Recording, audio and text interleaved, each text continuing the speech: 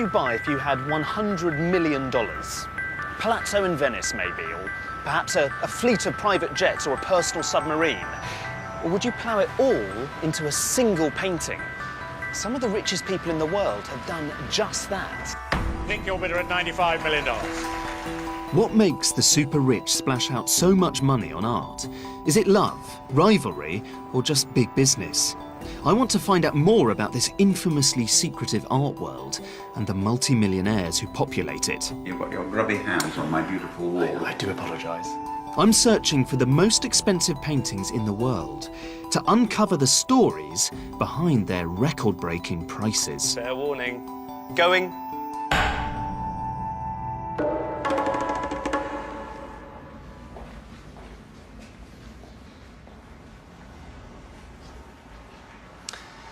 This is Christie's big showroom in London, and what you can see are the paintings, some of the paintings that will be sold at the big evening auction in New York, which is coming up in just a few weeks. And this is one of the highlights. It's a Picasso. It's a series that he did in the 50s, known as The Women of Algiers, and it's got an upper estimate of $30 million. This is another of the starlots. This is a Monet from a series he did, I think, in the 1890s, 1891. These are poplar trees. This could sell for as much as $30 million. And this is a Rothko that's been practically unknown to art historians, belonged in a private collection. Let's have a look at the estimate. This could sell for $22 million, apparently.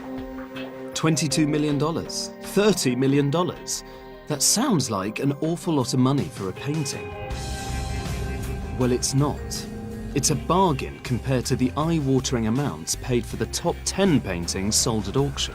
When you think about it, art is a little bit like magic, because just with the wave of a brush, something that has no practical purpose whatsoever, just a worthless scrap of canvas covered with inexpensive pigment, can become this priceless object that's desired by many of the wealthiest and most powerful people anywhere on the planet. Abracadabra. But how exactly is it done? Just what is the link between art and money? My story starts here in New York, where the American abstract painter Mark Rothko dominated the art world in the 50s and 60s. And it's perhaps a surprise to those who find abstract art hard to take that one of his paintings is number 10 on my list. To find out why, I've come to a billionaire's skyscraper. This is Rothko's White Center, and it would cost you more than $72 million. $72,840,000 to be precise. And that put it at number 10 in our list of the most expensive paintings in the world. Going up. Started bidding at $33, $34, $35 million, and then $36 million is bid. The painting was sold at the auctioneer's Sotheby's in New York in 2007. $63 million, fair warning, selling it there $64 million, just in time. And when you factor in the hefty buyer's premium on top of the hammer price stated by the auctioneer, Thank you. this made it a record-breaking amount, more than 3 times the previous price paid for a Rothko. So what does this tell us? That White Center is officially the 10th best painting ever made? Not exactly. The important thing to remember is that value isn't only linked to quality. Something that can send the price of a painting rocketing is what's known in the art world as provenance, who has owned the painting in the past. And in the case of Rothko's White Center, it was owned by one of the wealthiest and most powerful dynasties in America, the Rockefellers, who amassed their fortune from oil and banking and reshaped the New York skyline with the Rockefeller Center. On the 56th floor, David Rockefeller built an impressive art collection that included works by Picasso, Gauguin, and Mark Rothko. In 1960, he paid less than $10,000 for White Center. Half a century later, it was worth more than $72 million. Today, the painting is even known informally as the Rockefeller Rothko, which says it all. The name of its former owner is as important as that of the artist. To find out whether White Center deserves its number 10 slot, I'm on my way to New York's famous Pace Gallery to meet one of the world's leading art dealers, Arnie Glimcher. Arnie was friends with Rothko and has been buying and selling his work for 50 years. Is this a really great Rothko? It is a wonderful painting. It is a wonderful painting. What Rothko is really interested in is the idea of an almost formlessness, use of color to transmit pure human emotion. I mean, you just have to strip away all of the prejudices that you have looking at a painting by Rothko and let it flow over you like great music flows over you. You know, there are very few artists in the history of art that create something that we have never seen before. And Rothko is one of those artists. But all kinds of things converge for a painting to bring that sum of money. And Such as what? such as its provenance. It was the Rockefeller name, which, you know, amazed me. Why do you say it amazed you? Because the whole thing of art and money is ridiculous. The value of a painting at auction is not necessarily the value of a painting. It's the value of two people bidding against each other because they really want the painting. And the people who bid the most for White Center are rumoured to be oil billionaires, just like the Rockefellers, the Qatari royal family, who'll be hosting the Football World Cup in 2022. Sadly, though, White Center hasn't been seen since the auction. I can't even show you a good reproduction. But my next painting couldn't be any more different. Here, the buyer specifically wanted to show a lost masterpiece to the world. At number 9 in our list is Peter Paul Rubens' Massacre of the Innocents, which sold at auction in 2002 for $76,529,058.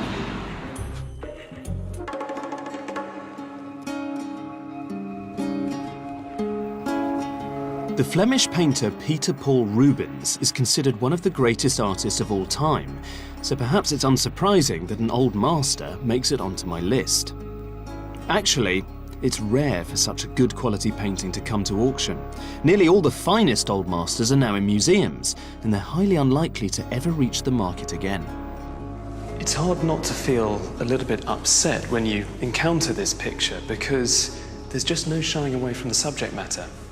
It tells the story of King Herod's massacre of the newborn boys of Bethlehem, and it's terrifying.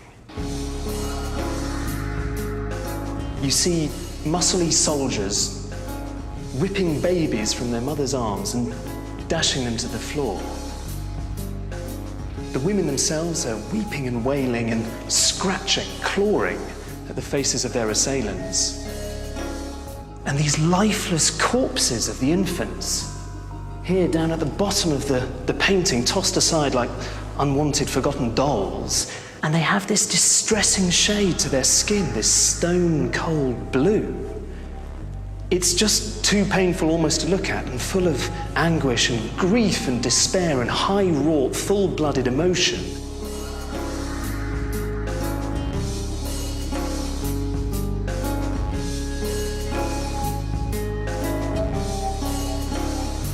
To be able to do that, to transform something so horrendous and so complex into a coherent piece of beauty is just astounding. And I wondered before coming here whether it's worth paying $76.5 million for any picture at all. But you come here and you see this painting, and it is a total knockout. The Massacre of the Innocents is even more astonishing when you consider that until recently, it wasn't even thought to have been a Rubens at all. When it was finally identified or attributed to Rubens, the painting's value increased exponentially overnight, adding several noughts to its price.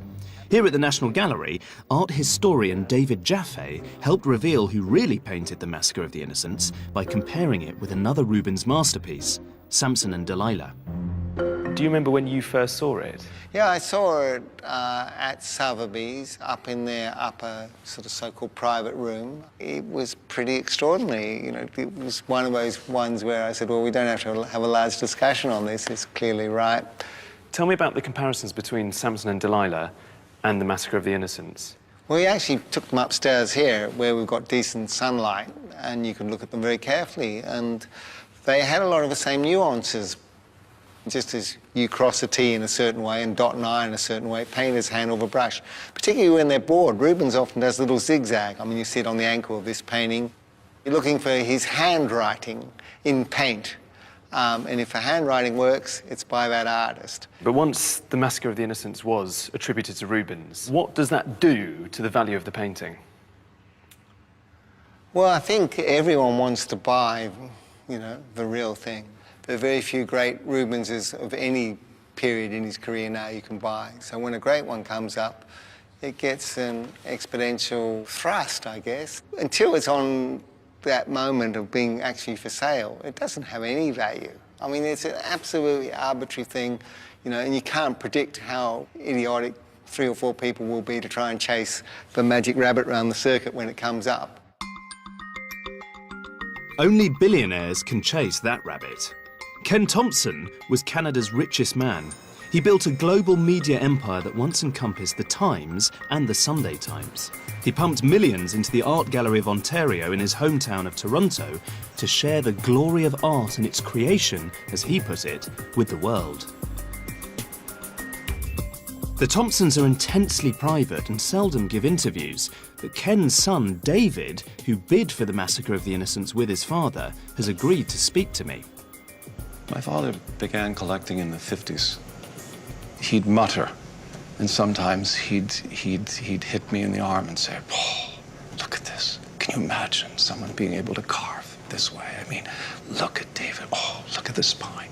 I mean, this is how he responded. And with each object, it would be a different facet to the object. It would be the patination, it would be the color. One of the defining moments in the history of the collection, of course, came when you bought Rubens' Massacre of the Innocents and paid what still is a world record for an old master painting of just north of $76.5 million.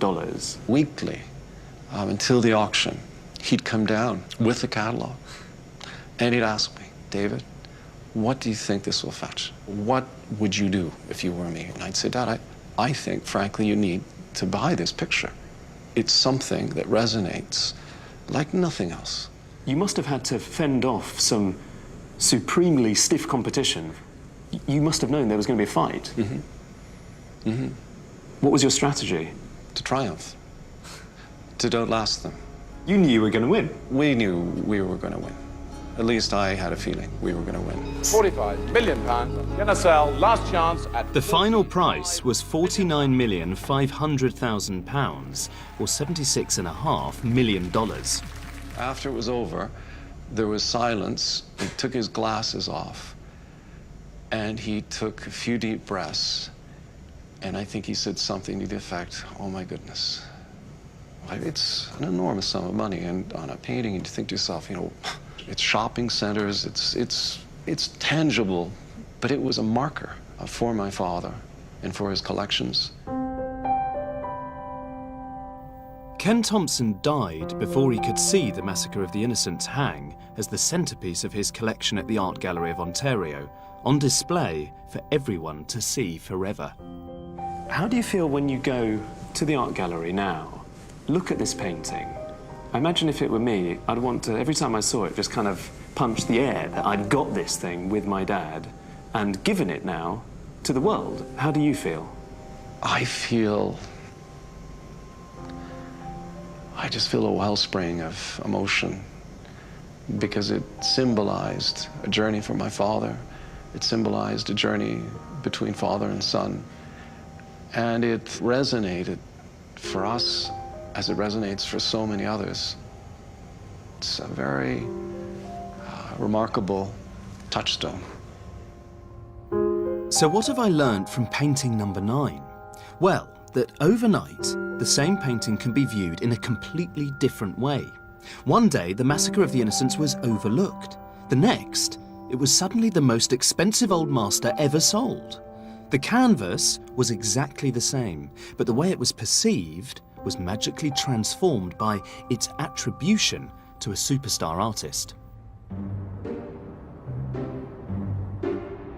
To get more of an insight into the mentality of the art collector, I've come to a luxury penthouse apartment overlooking the Thames, owned by one of the world's best-selling novelists. What shall I call you? Jeffrey? Jeffrey, Lord? Jeffrey, Jeffrey? Jeffrey, That's Jeffrey. very kind, thanks. This is sizzling. Sizzling. I love that picture. Is that a pastel? It's a pastel, which is very rare. He painted just over 100 pastels in his lifetime. And it's one of those rare paintings where I wanted it within seconds of seeing it. Sometimes I debate, think, go back, look a second time. That one I knew immediately. You've got your grubby hands on my beautiful wall. I do apologise. Geoffrey Archer is currently 583rd in Britain's rich list. He's had a colourful career. A politician and confidant of Margaret Thatcher, he was made a lord by John Major, but he's also served a prison sentence for perjury. But it's his novels that have allowed him to pursue his passion for collecting art. Not old masters, but 19th century impressionists. Now here you will see one of my philosophies on collecting. Because I can't afford the major impressionists, I buy the next rank down, and they're often just as good, but not as well known. This is a Camois. Well, now, This looks like Matisse. Well, or Gauguin. If that was a Gauguin and this was a Van Gogh, you're talking not 10 times the price, you're talking 100 times the price. I suppose, let's get rid of your coat. Oh, Sorry. thanks. I suppose the big thing about the main room is... The view. Exactly. Which do you prefer, your paintings or the view? Oh, no, it's amazing because when people come here, they immediately say the view. It is hard not just to stand here like this, Yes, which is a shame what, for the collection. frankly, in what a most sense. people do. They walk in, they see the view, they forget the pictures completely. I can't help noticing, you talked about having second-rank artists in the corridor in terms of the Impressionists, but here is Andy Warhol. Well, is he first rate? I don't think so. Do you I think not? he's very expensive now, but I don't think he's a great artist. No, I don't. I do like this. It's not dissimilar, the hairstyle between Marilyn and Margaret Thatcher beneath. Yes, they were both powerful women. So how much do you think this would be worth now? I've no idea. Don't be so vulgar. You called me the vulgarian. Vulgar question. Does the money for buying art come from... This is a golden book. This is the equivalent of going platinum, Cain and Abel. Yes, that's the breakthrough, if that's what you're getting at in your continued vulgar way. Yes, it was Cain and Abel that made it possible for me to have the collection I have. My favourite picture, in a way, is this one, the Albert Goodwin, often compared as an artist to Turner. And what you see there, of course, is he must have painted it from just over there. And it's the amazing golds and the amazing colours. At night, when the sun is coming over it, it looks magnificent. When did you buy it? Oh, 30 years ago. So you've been collecting for several decades? I've been collecting for 50 years. Let's face it, if you get into this mad world, it's like drugs. You have to have another one, you have to have another fix. I mean, it's just awful. And wherever you see something you can just about afford, you just about afford it. Your contrary collectors are all stupid and mad.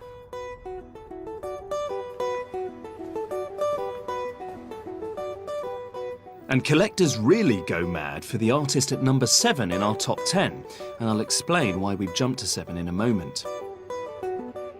No one quite captures the imagination like Claude Monet, the prince of the Impressionists. He spent the second half of his life depicting his gardens at Giverny, especially the water lilies, which he painted obsessively. Most of them are in museums, so when a good one comes on the market, it creates a frenzy. In the room against the telephones at 28 million now, ahead of you, 28 million pounds, 28,500,000. 31,500,000. At number 7 in my top 10, it's Monet's Water Lily Pond, going for $80,379,591. And I'm with Tanya Poss, who bid for the painting and won. Well, Tanya, tell me about the night that you bid $80 million for this painting. Well, where to start? I knew that this painting was going to outshine its estimate, and there was a lot of competition in the room. I knew that it was a very important piece for Monet because of his Water Lily series that he painted consecutively for 26 years. Although that's the question I wanted to ask, because there's so many of these paintings. What's special about this one that means it's worth so much? First of all, of his late water lilies, few are signed, and this is a completed late version. signed by the artist. We should make clear that you weren't buying this for yourself, you were buying this for somebody else. Yes. Who are you buying it for? I will never say. God, it's tantalising stuff. Confidentiality is part of my job. What is it that motivates some of these collectors to spend this amount on works of art? Well, I think the people I work with are surrounded by quality in their lives, so why would it stop in their art collecting? They wish to have the very best, and they want to be surrounded by the very best, whether it's their home, their car, their planes. I mean, it's just the way they live their lives. Take a good look at the painting. It's appeared only once in public in the last 80 years, and since the auction, hasn't been seen again.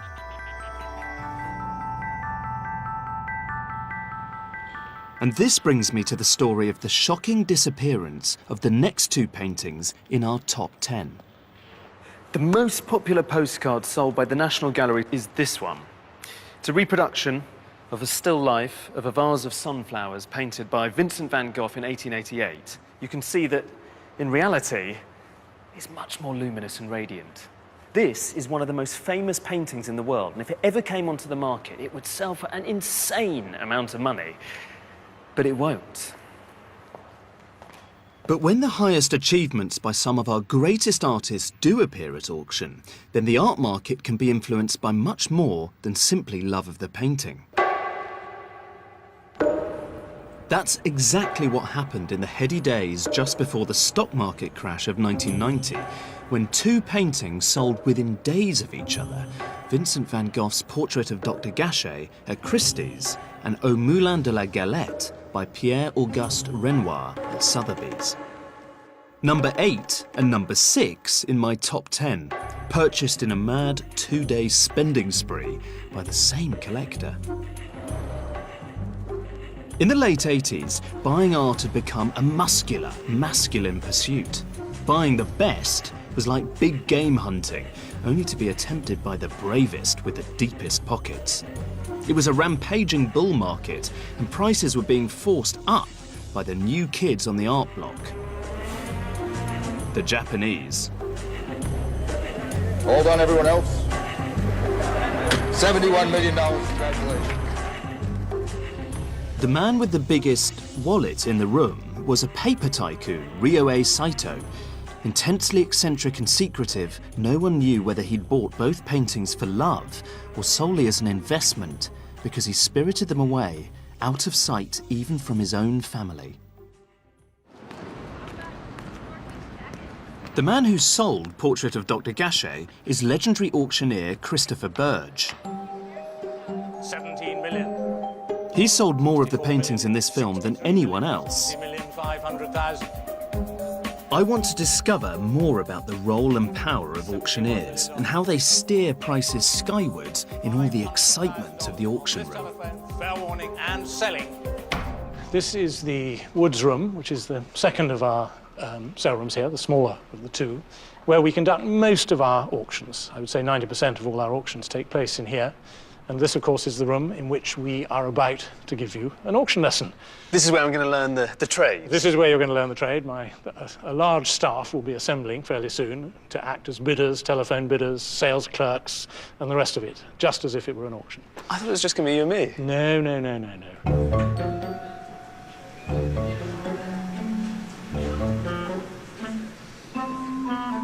Let's begin with lot 327, a sculpture by Rodin. Do I have any bids at 24,000 in the room? Do I have 28? Thank you, madam. $28,000. No, 30.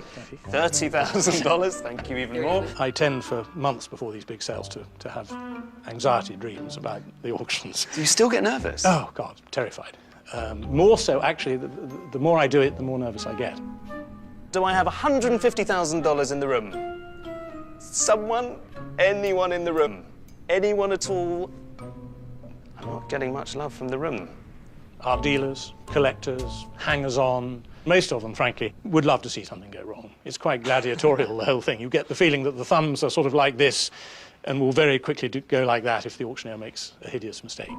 Would you like to pay $55,000? It's against you, sir, $55,000.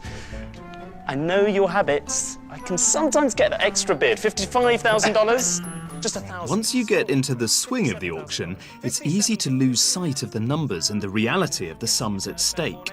Sold to this madam, this lady over here, $58,000. But as Burge concedes, occasionally prices in the auction room are not just about the paintings. Doesn't it happen in auctions that sometimes prices go so high that people afterwards applaud?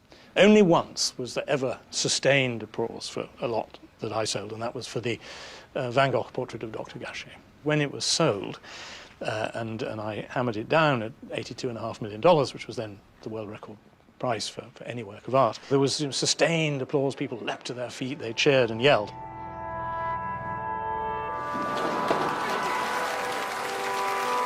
And this applause went on for several minutes, which is completely unheard of in an auction.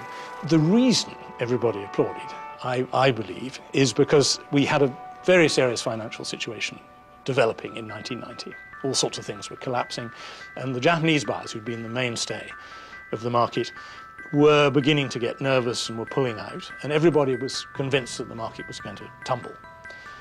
And that lot, for a moment, stayed the collapse, as it were. And I think what everybody was applauding, they were applauding out of relief that they had saved their money. And you know, my feeling was one of, I have to admit it, really great distaste. It was extremely uncomfortable. I almost felt like just walking off while this applause was going on and just going off stage and not returning. They weren't applauding for Van Gogh, they weren't applauding for the work of art, they were applauding for money. Whatever Saito's motives were for buying the Van Gogh and the Renoir, he faced financial ruin soon afterwards. Extraordinarily, he threatened to burn the paintings rather than sell them. In 1996, he died, and the paintings haven't been seen since. Some genuinely believe he carried out his threat to reduce them to ashes. Others think they were secretly sold to pay his debts. Either way, they've passed into art world mythology. Just imagine the prices they'd achieve if they ever appeared again. Number 5 in our top 10 is by a painter known for his brutal, difficult work, and it brings me to London's Chelsea, where millionaires live behind metal gates and brick walls. So many millionaires, in fact, that it's easy to get the wrong house. Yeah, there they are, Francis Bacon, that's right. These are not genuine, sadly. Mr. Jagger, are they? Mr. Abramovich owns them. Well, would you believe it? We've got the wrong house. I'm going to have to take them. Can you show me? Yeah. Well, that's where the garden is, there. This one. So I should be putting these copies along here. Yes. Yeah.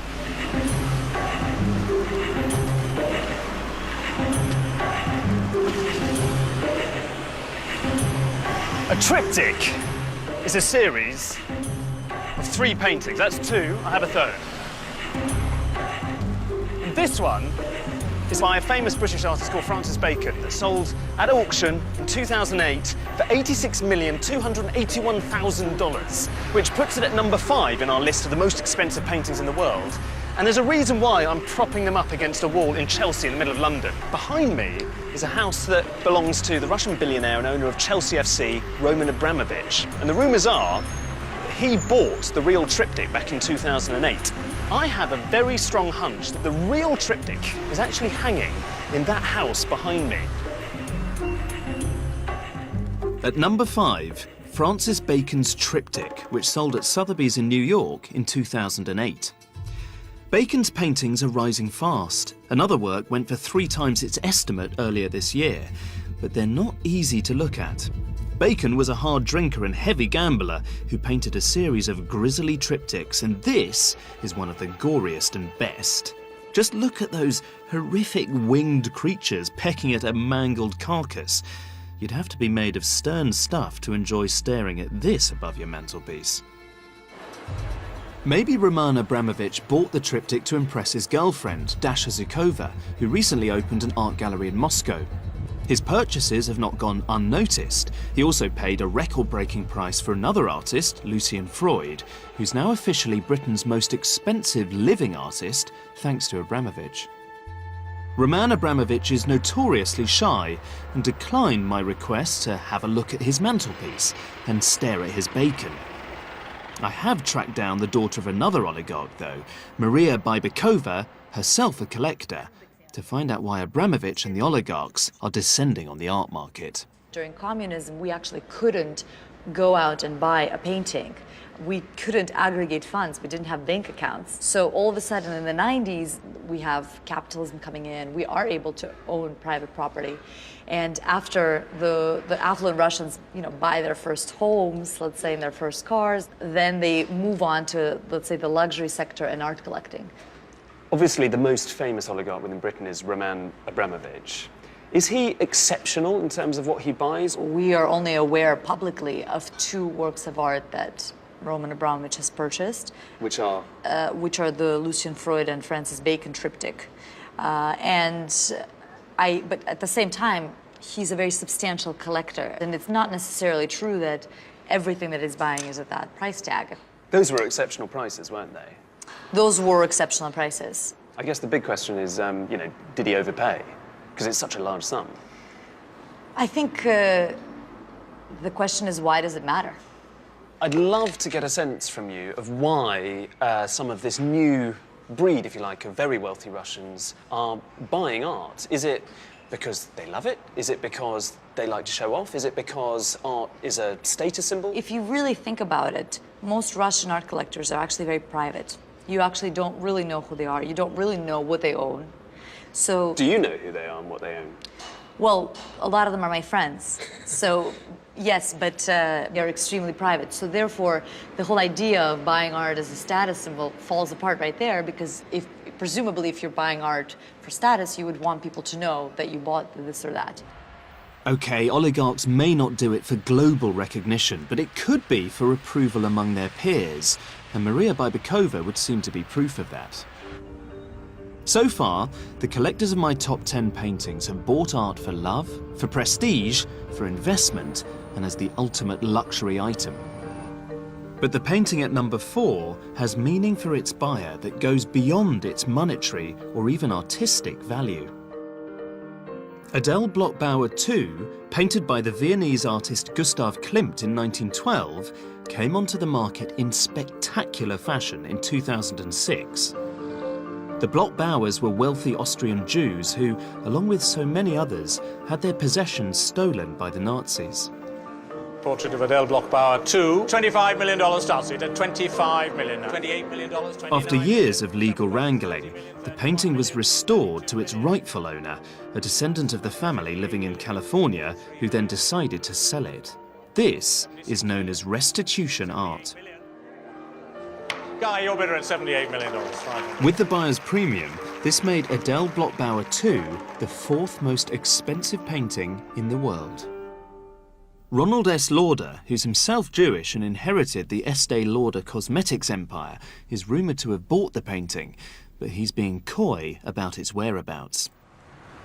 However, he has allowed me into his gallery on New York's exclusive Fifth Avenue to see another of his paintings, which is on public view, and I've heard that this one cost him even more money.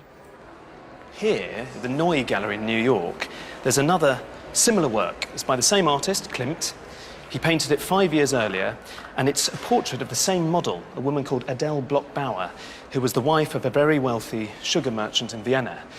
The painting today is one of the most famous pictures in the world, and it's somewhere up here.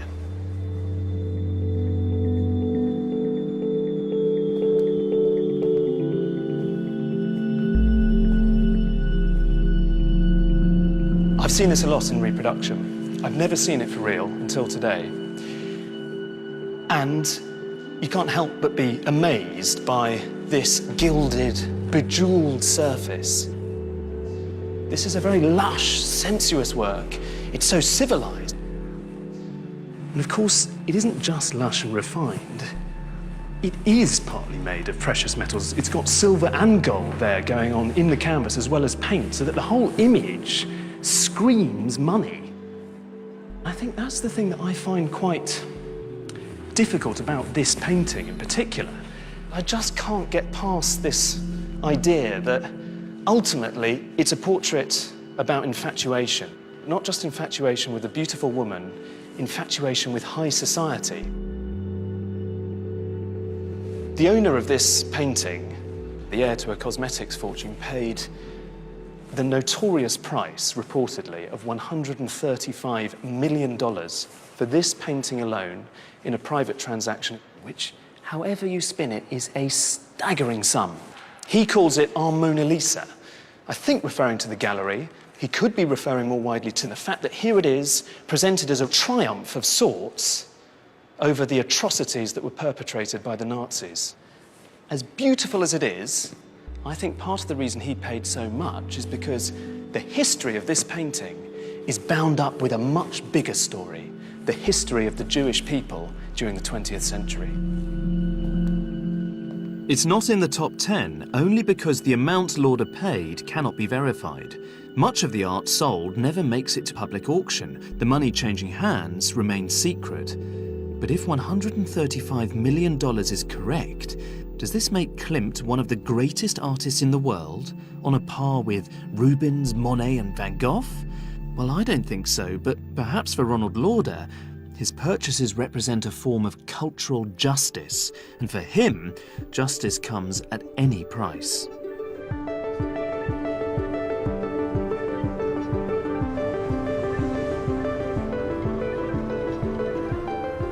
I've come to Venice because I've managed to secure an interview with our next billionaire, who just happens to be one of the most important men in the world of contemporary art right now. And unlike many collectors, he's more than happy to put his collection on public display.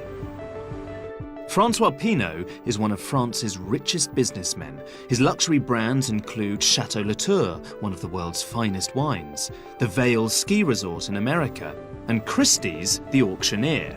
So if you've been wondering where all those buyers' premiums went, perhaps here is the answer. I'm heading towards the Punta della Dogana, which is one of two museums that Pinault has here in Venice. And I really want to find out what motivates Pinault to collect art at all. Does he do it for love, or is it just another business opportunity?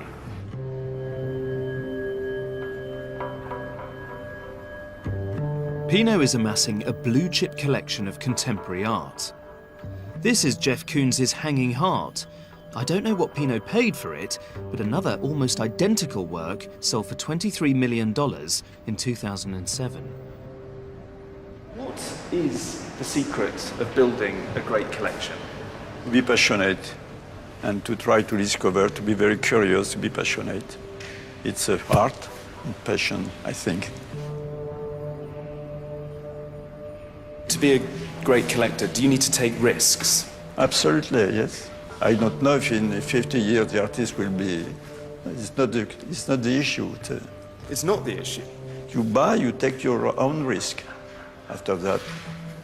It's for history to tell? Yeah, absolutely.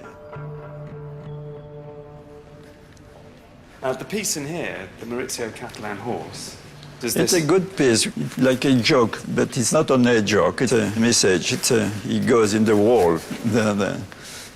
There's a risk to go to, for you and for me to go on the wall, no? To go through a brick wall? Yeah, absolutely. Yeah, for sure. Very different. And what do you think about, I mean, the bad side of the market is that prices are so expensive now. You know, you spend, I don't know, $70 million Very for sad, Rubens. but what can we do? It's very sad, yes, very sad. Why do you think it's sad? Because very often it's bought by people who don't like art really. They buy that sometimes to, like a status, like a social appearance. And, to show off, you mean? Probably sometimes. It's a pity, but what can we do?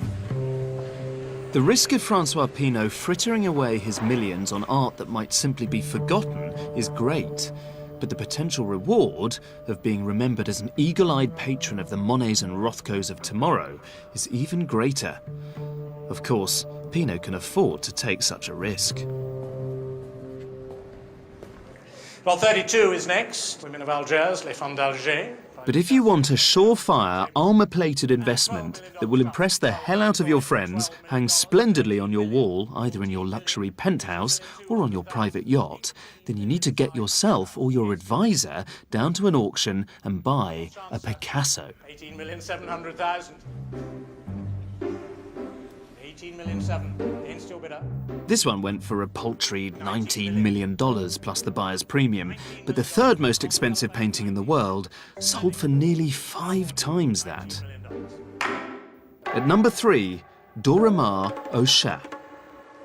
55 with Jamie, 56 with Charlie now, 56. Sold at Sotheby's in 2006 to a mystery man in the audience who no one had ever seen before and who apparently spoke with a Russian accent. I wondered whether he was a friend of Maria Bybakova's as well.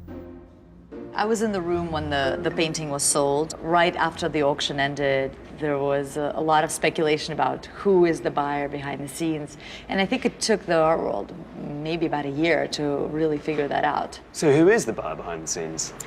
So it's a Georgian collector who prefers to remain discreet. But everyone in the art world knows who he is. I don't know about everyone, but some people in the art world know who he is. So why don't you just tell us? If everyone knows... I'm not at liberty to. Why? What will happen? He'll kill you.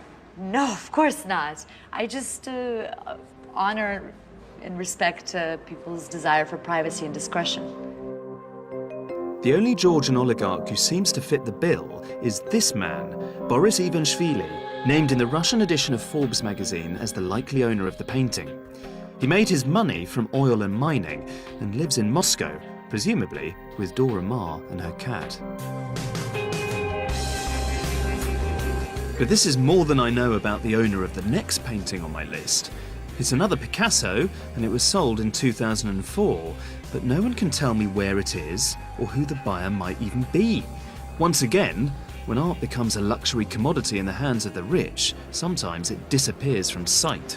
Now, this is a reproduction of the real thing. And Picasso painted Boy with a Pipe when he was 24, and he'd recently moved to Paris and had next to nothing. When Picasso put the finishing touches to Boy with a Pipe, he could never in a million years have conceived that one day his painting would be worth so much. In 2004, Boy with a Pipe was offered at auction and sold for $104 million, placing this at number 2 in our list. So Picasso's at number 3 and number 2 in my top 10. In fact, he occupies all 3 top slots. And that's because Picasso is much more than a painter. He's the ultimate luxury brand.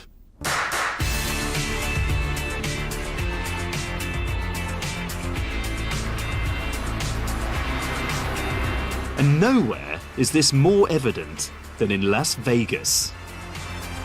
Sin City is the last place you'd come looking for fine art, you might think. But actually, a lot of the people who built Vegas covet works of art by Pablo Picasso. And if you think about it, it's a match made in heaven, because Vegas is the most extravagant monument to money imaginable.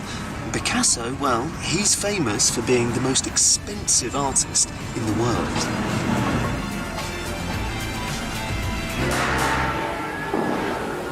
In fact, the billionaire property developer who built this place, the luxury Bellagio Hotel and Casino, also amassed an equally extraordinary collection of Picassos. And his name's Steve Wynn.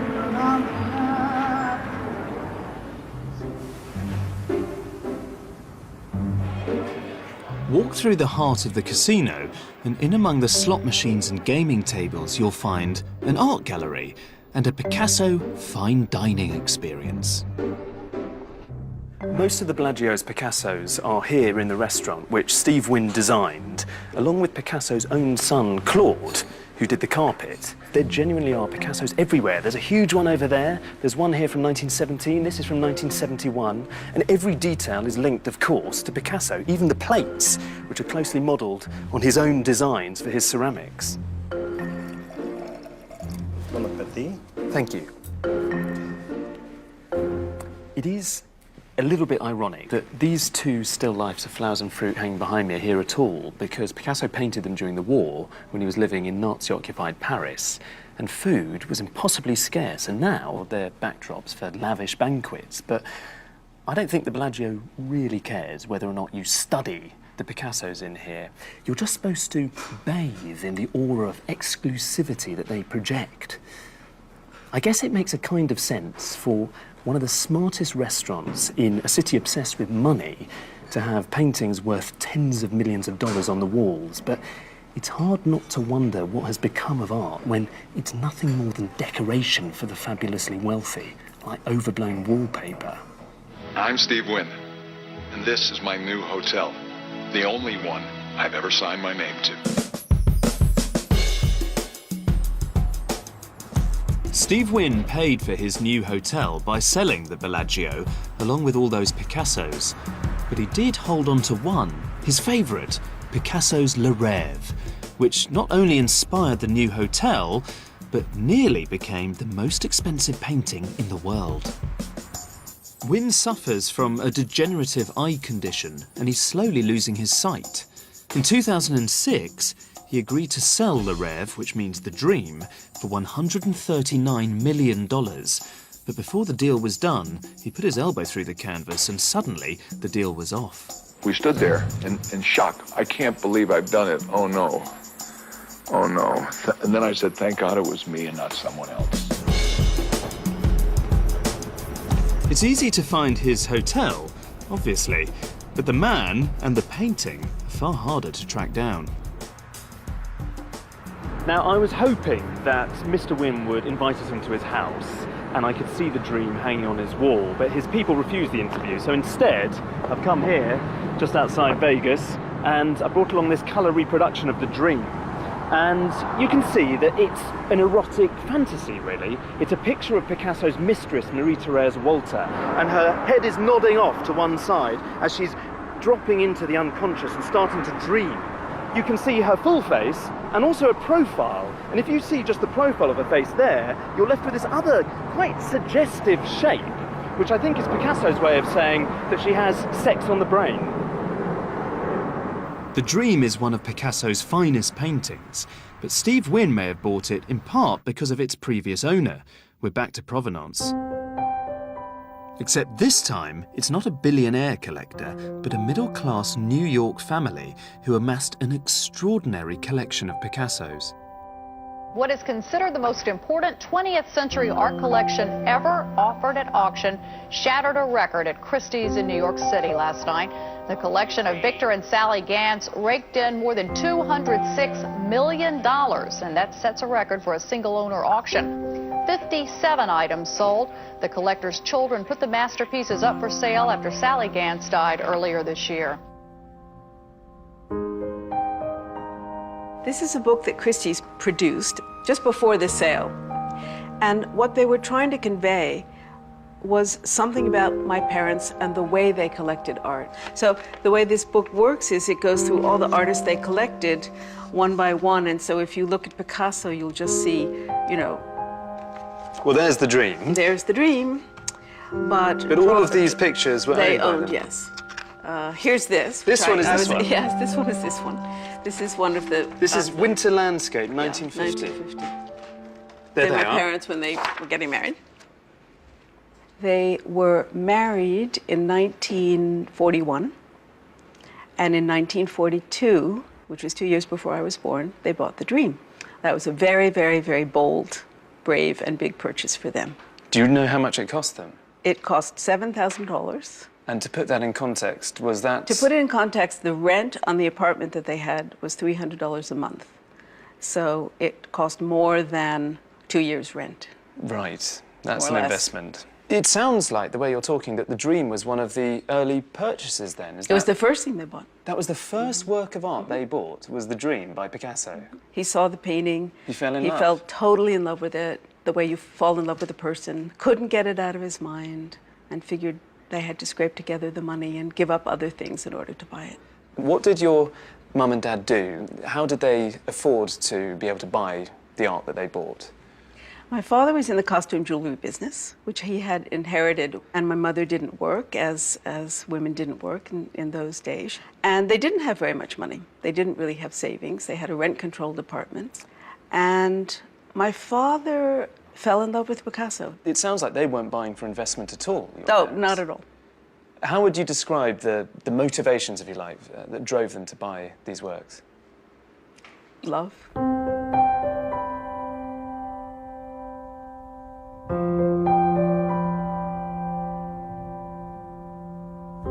How did you feel when it came to the sales? Very sad. First of all, right after my mother died, she died second, we were inundated with people you can imagine. I mean, teams of people from Sotheby's and Christie's, and literally people from England and from Japan, and people from all over sort of descending on the house. And that was a fairly uncomfortable situation. That's shameless, though. Well, that's what they do. That's their job. Does this happen all the time? Is this Oh, how of it works? course, of course. Believe me, they have, now it's all computerized, but they have on their computer, you know, the 50 most important collectors in the world, and where their works of art are, and where they live, and how old they are, and when they're about to die, and who's going to inherit what. They know all this. It's a death watch. They, as my mother used to say, the vultures are circling. Oh, the sale room is such a morbid place. It's about death and divorce. I mean, was it a necessity in the sense that there were a number of kind of things like presumably taxes, death duties, and so on? There was a number of one big fat thing called tax. In America, at that time, the taxes were about 55%, so. So that means if you'd retained a painting like The Dream, you would have had to pay 55 or 60% to the taxman of its value, as perceived by the auction house at the time. Is that right? How did you feel when you subsequently learned that The Dream ended up in the possession of Steve Wynn, who, by all accounts, is a very different man to the man that your father was? Steve Wynn, I've met him, he's a very nice man. I'm sorry that he put his elbow through the painting.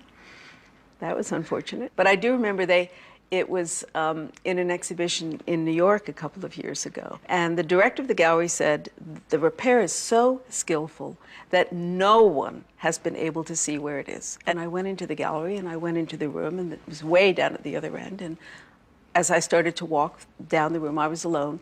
Nobody else was in there. I could see immediately where it was. Where was it, out of interest? Because I've heard various things. It's, well, you can't see it. Here's a picture of my son standing in front of it, but it's down sort of behind, right around there. The left forearm, her left forearm. Yeah, right? it's right about there, actually. I don't know how big the hole is, but the scar that you can see is about that big.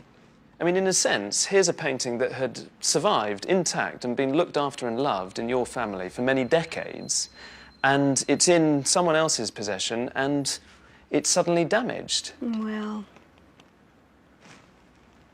you know, it fundamentally doesn't change the picture. Change the value of the picture?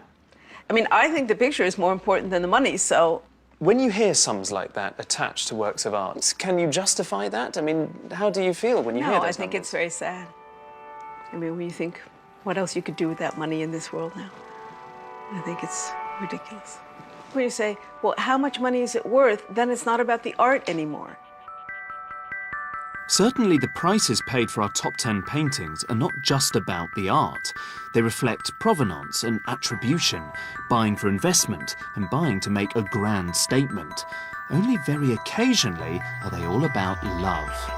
So 58 million, 59 million, at 59, 60 million, 61 million, 67 In May million, 2010, another Picasso came onto the market. 69 million, 72 million, 73 million. And this painting became the most expensive work of art ever sold at auction. 6 million new bidder. Get 88 million now. I was thrilled to be involved with it. It hadn't been seen for 50 years, so most Picasso scholars today had not seen the picture, didn't know what it looked like. So it was in that respect thrilling. $95 million. It's an incredibly complex and beautiful work of art. And selling at $95 million.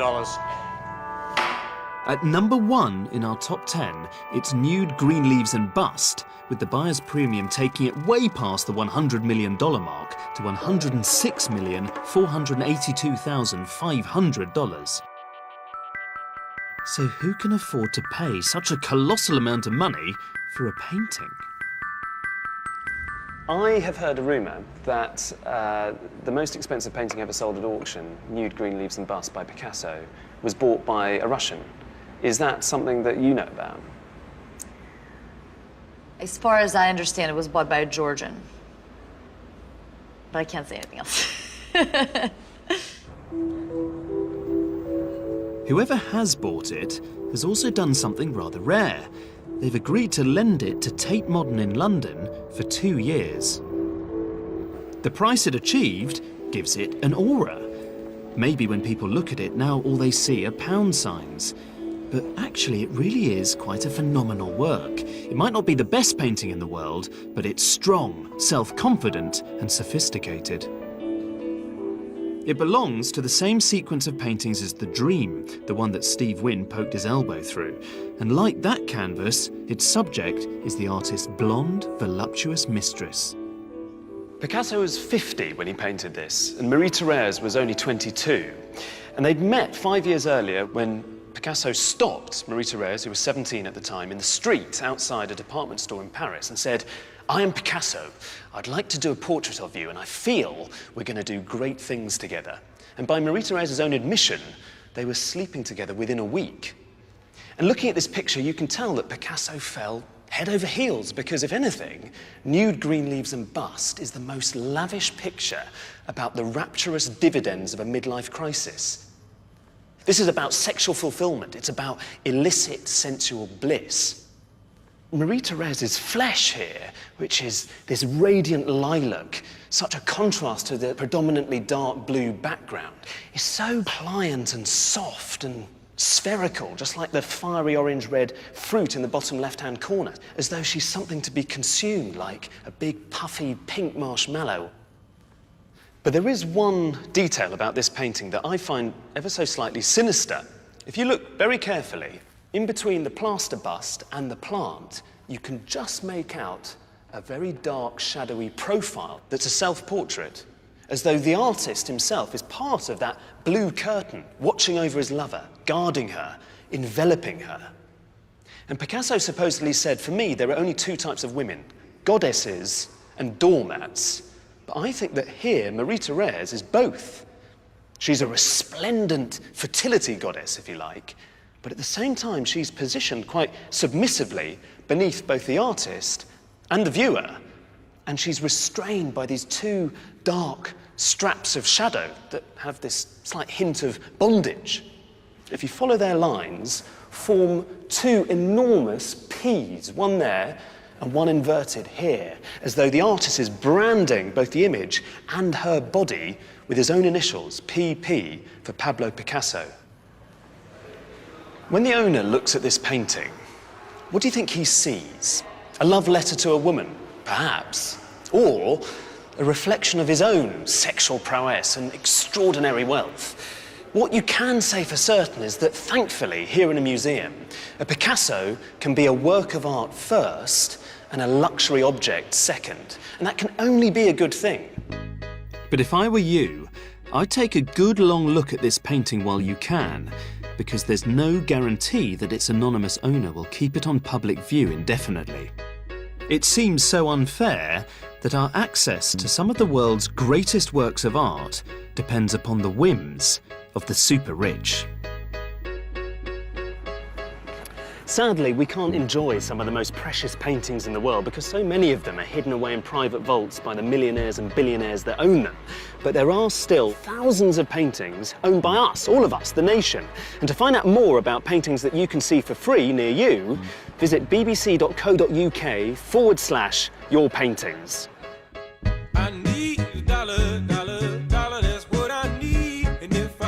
And art historian James Fox is looking to rewrite the history of 20th century British painting in the start of a new series, British Masters, which starts tomorrow night at 9 on BBC4.